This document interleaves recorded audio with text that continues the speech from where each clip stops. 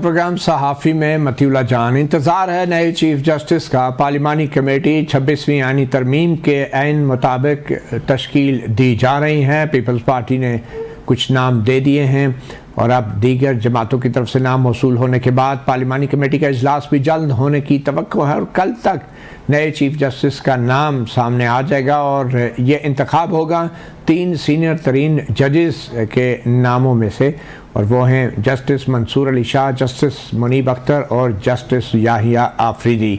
मगर इससे पहले कि चीफ जस्टिस का नाम सामने आए, वकला तंजीमों की तरफ से फौरी तौर पे एहतजाज की कॉल दी जा रही है, तैयारी की जा रही है।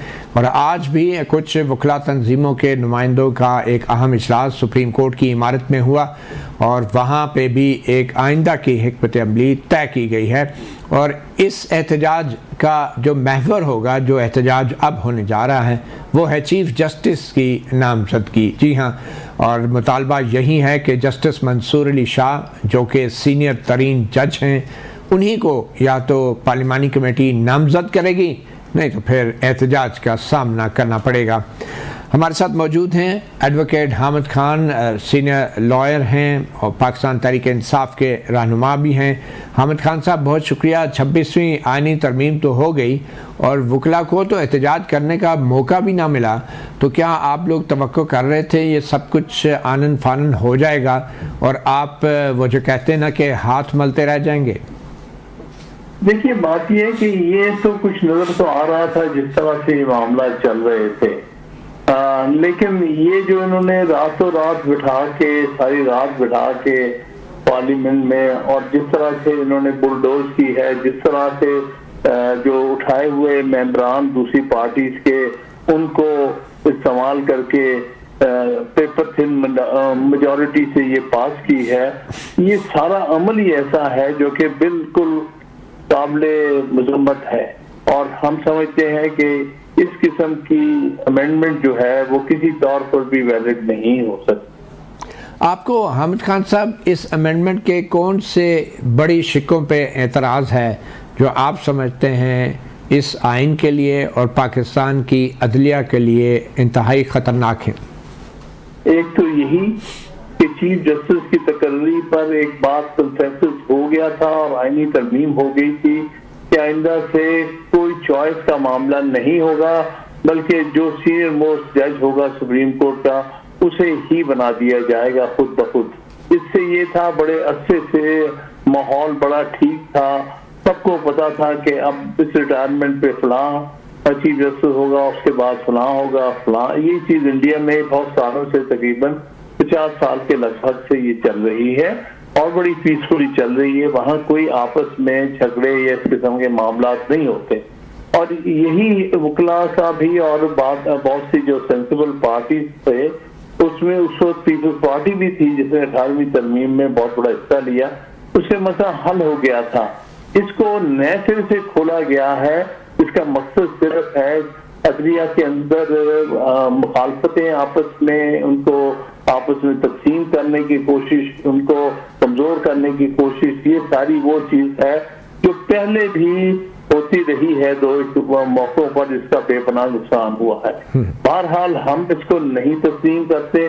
हम नहीं समझते चीफ जस्टिस पाकिस्तान की अपॉइंटमेंट में कोई भी कमेटी हो, बल्कि एक खुदकार अमल होना चाहिए, एक के बाद दूसरा, दूसरे के बाद तीसरा, ताकि किसी की चॉइस या किसी की पॉलिटिकल मफाद का मसला ना इसमें आए।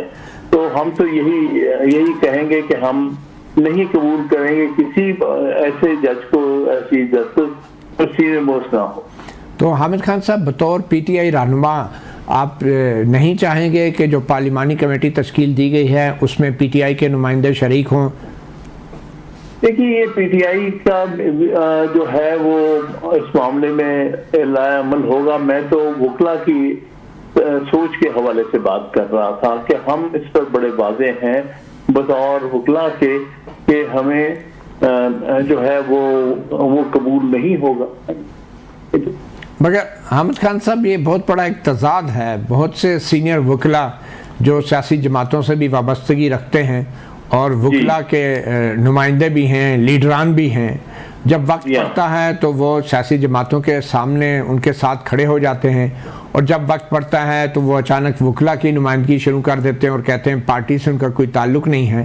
تو آپ نہیں سمجھتے کہ اگر وہ پارٹی آپ کے وکلا کے مفادات کے مطابق کام نہیں کر رہی تو یا تو آپ کو پارٹی چھوڑ دینی چاہیے یا پھر وکلا کی سیاست؟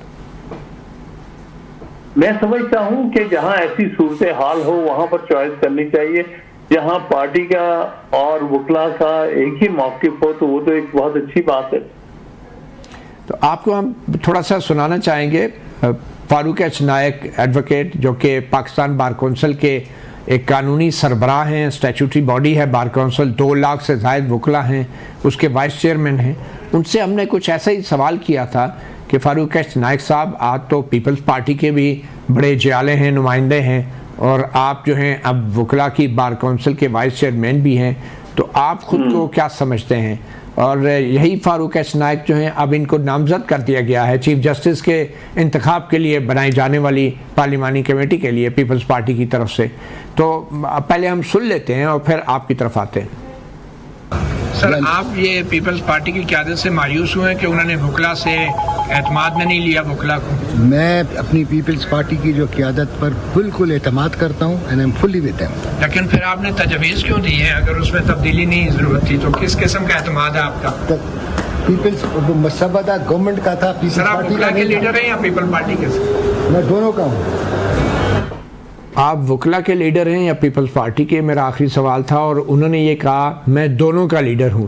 آپ کو نظر آ رہا ہے کچھ مفادات کا ٹکراؤ، کانفلکٹ آف انٹرسٹ؟ ایک طرف وائس چیئرمین بار کونسل جو ہیں وہ وکلا کی نمائندگی کرتے ہوئے تجاویز جو ہیں دیتے ہیں آئینی ترمیم کے حوالے سے، اور دوسری طرف آپ پیپلز پارٹی کے ترجمان بنے ہوئے ہیں اور سینیٹر ابھی ہیں آبویسلی پیپلز پارٹی کے ٹکٹ پہ منتخب ہوئے ہیں. تو کیا کوئی کنفیوژن نہیں ہے اس طرح کے اہم عہدوں پہ یوں وکلا کی بھی نمائندگی اور پھر سیاسی جماعت کی بھی نمائندگی مذاکرات کے لیے، اور پھر چیف جسٹس کے انتخاب کے لیے آپ کے خیال میں ایسی پارلیمانی کمیٹی میں وکلا کو ہونا چاہیے جنہوں نے اسی چیف جسٹس کے سامنے کروڑوں روپے فیس لے کے پیش ہونا ہوتا ہے اپنے کلائنٹس کے مقدمات لے کر؟ دیکھیے، اصولی طور پہ تو اس میں کوئی ایسی حرج نہیں ہے کہ ایک لارجر جو ہے پارٹی، ایک لارجر ایک کمیٹی یا کونسل کی نمائندگی ہو، اس میں کوئی حرج نہیں. لیکن اس میں وضاحت یہ ہونی چاہیے کہ آپ کن اصولوں پر ان فرائض کو انجام دیں گے. جہاں پر کنفیوژن ہوتا ہے کہ ہاں آپ پارٹی کی بھی لیڈرشپ کرتے ہیں اور اس میں ڈیپلی ان کے اسپوکس پرسن بھی ہو جاتے ہیں، اور دوسری طرف آپ وکلا کی نمائندگی کے بھی ایک اپنے آپ کو کہتے ہیں، تو اس سے یہاں کانفلکٹ آف انٹرسٹ کا بہت امکان بڑھ جاتا ہے. تو کانفلکٹ آف انٹرسٹ کا جو امکان بڑھ جاتا ہے تو پھر ایسی صورت میں کیا کرنا چاہیے؟ اور خاص طور پہ ایک وکیل جو کہ وائس چیئرمین ہے پاکستان بار کونسل کا، کیا وہ کسی سیاسی جماعت کی باقاعدہ نمائندگی کر سکتا ہے ایسے مذاکراتی عمل میں؟ میں نہیں سمجھتا کہ یہ مناسب ہوگا.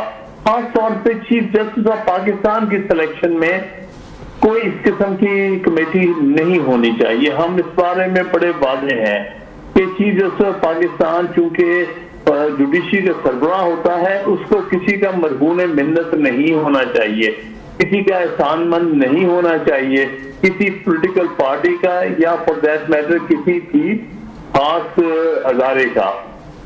تو وہ غلط بات ہے. جیسے جوڈیشل کمیشن ہے وہ ایک اور بات ہے، جیسے انیشل ریکروٹمنٹ کرتا ہے، یہ سپریم کورٹ میں بھیجتا کے لیے ڈسٹریکشن کرتا ہے، وہ ایک اور چیز ہے. لیکن یہ والا کام بالکل غلط ہے. اچھا حامد خان صاحب، آپ کو نہیں لگتا کہ وکلا نے اپنی اجارہ داری بنائی ہوئی ہے، سیاسی جماعتوں پر بھی قبضہ ہے، عدالتوں میں پریکٹس بھی کر رہے ہیں، حکومتوں میں وزیر بھی بنے ہوئے ہیں، اٹارنی جنرل بھی ہیں، اور دوسری طرف وکلا کے عہدیدار بھی بنے ہوئے ہیں، وکلا کے نمائندے بھی بنے ہوئے ہیں؟ تو یہ، اور خاص طور پہ پی ٹی آئی جیسی سیاسی جماعت جس میں زیادہ تر سیاستدان جب انڈر گراؤنڈ تھے، تو ان تمام اہم عہدوں پہ پی ٹی آئی کے وکلا نے ہی قبضہ کر رکھا تھا. یوں لگ رہا تھا کہ پی ٹی آئی تو ایک بار کونسل بن گئی ہے. تو آپ کو نہیں لگ رہا کہ وکلا کو اپنی حدود و قیود اب جو ہیں ان کا تعین کرنا ضروری ہے؟ نہیں، بالکل. دیکھیے، وکیلوں کا پورا رائٹ ہے کہ سیاست کریں، اور ہمیشہ سے کرتے آئے ہیں اور اچھی سیاست کی ہے. پاکستان بنانے میں بھی وکلا کا ہاتھ ہے. وہ اچھے وکیل بھی تھے